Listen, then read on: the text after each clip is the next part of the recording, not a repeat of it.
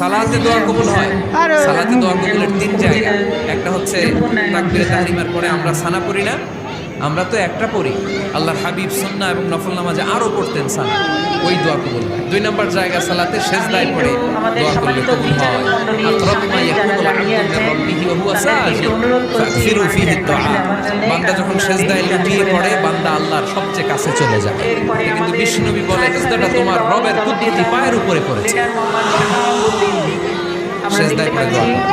সালাম ফেরানোর আগে বিষ্ণুনবী দোয়া করতেন, লা ইউসাল্লিমান্না আহাদুকুম হাত্তা ইয়াতাআওয়াযা মিন আরবা। আল্লাহর হাবিব বললেন, চার জিনিস থেকে পানাহ আছে আমার উম্মত যেন সালাম না ফিরায়। তারা যেন পড়ে, আল্লাহুম্মা ইন্নী আউযু বিকা মিন আযাবিল কবর, আউযু বিকা মিন আযাবি জাহান্নাম, আউযু বিকা মিন ফিতনাতিল মাহইয়া ওয়াল মামাত, আউযু বিকা মিন ফিতনাতিল মাসিহিদ দাজ্জাল। আল্লাহ কবরের আযাব থেকে বাঁচাও, আল্লাহ জাহান্নামের আগুন থেকে বাঁচাও, আল্লাহ জীবন